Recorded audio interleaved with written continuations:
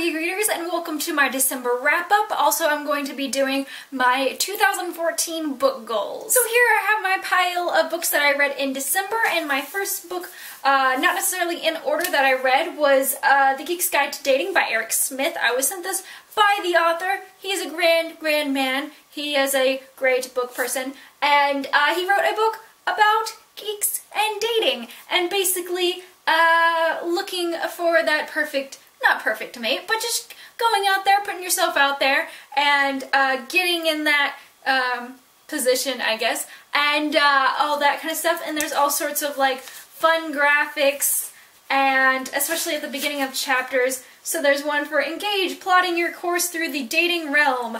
And so there's stuff like about online dating or meeting people outside of the internet, and different ways to meet people, and how to prepare for a date and things like that. And so it's not necessarily like saying that all nerds or geeks are inept or anything like that. It's just a great fun read and fun to flip through, and it's a very small book, and there are lots of great references to video games, comic books, movies, TV shows, everything. There's something for everyone to enjoy. And then we have the sequel to Starstruck, which is Love Me by Rachel Schugert, and this is a continuation of that same story, a lot of the same characters coming back to not necessarily narrate, it's in third person, but we still get to follow Gabby, Amanda, and who else? Margot? Is her name Margot? Yeah, Margot. And all the drama that ensues. It's basically Gossip Girl set in the 20s without the repetitiveness, because I read the Gossip Girl series and it got kind of repetitive here and there,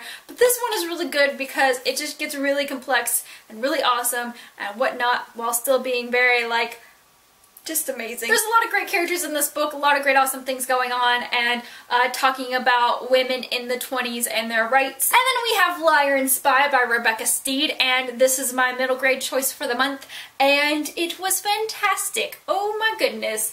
Basically it's about this kid who moves into this new apartment, and he meets this other kid who's about his age, and they decide to join a spy club. And they go spy on the neighbor, and a lot of shenanigans ensue. And basically there's this great twist that involves the main character's life and his mom, and just some deep stuff. I thought that this was really awesome, and one of my friends told me to read her other book, and so I think I will. And it's amazing. Amazing. And it's really... So it took me a couple days just because I just slow. It was the end of the semester. I finished my second to last semester of university this month. So there's that. And the reason why I only read three books this month. No, actually 4. Oh my gosh, I almost forgot. I just finished reading Mothership day before yesterday, and that was fantastic. It is by Isla Neal and Martin Leaked, I believe that's how you pronounce his last name. But basically it's about this girl, and she's living like 70 years from now, or like 60 or 70 years from now, and she gets pregnant by the most beautifulest guy in school, and her dad finds out about this like program which sends all these pregnant girls onto a spaceship so they can learn to be mothers and learn to live their lives with these babies and things like that. And it sounds really awesome and really cool. There's this really awesome plot twist that involves aliens, several races of aliens, and so yeah, it's definitely a great ride to read. Nothing too serious, but there are some really awesome points in there about like the woman's choice to you know, keep her baby or not. Basically at the beginning of the book she's like, yeah, I want to give up this baby for adoption because I just can't.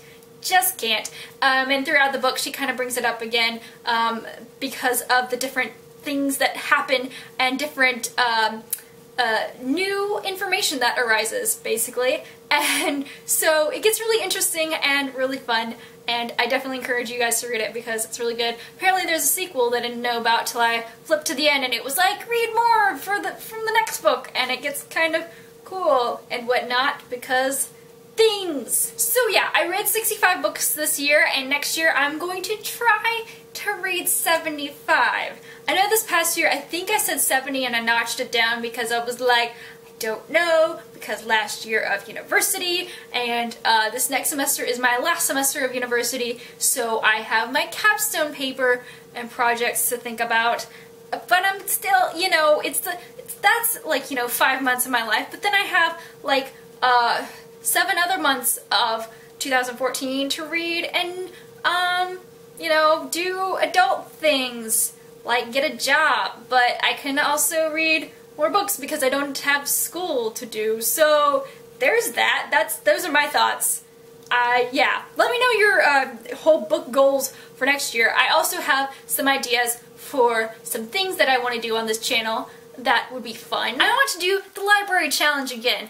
I know I did this several years ago back when I did not have a very big bookshelf, and so I had very limited space, so I was going to the library all the time. But I want to go back to going to the library a lot and using Overdrive, so like the physical library and the online library. But basically I am running out of room on my shelves and I really don't have a lot more room to buy more books. And also I need to save money for trips to things like BEA and VidCon, and so library challenge, save myself some books, save myself some room, and we'll see how that goes for 2014. So let me know in the comments below what you plan on doing in 2014 as far as books go, whether you're going to do a number kind of challenge or if you're going to do some sort of like, you know, debut author challenge, sophomore author challenge-y things, or you're going to read some more series or something out of your comfort zone. Let me know in the comments below, and I hope you guys have a safe and happy new year, and as always, keep reading.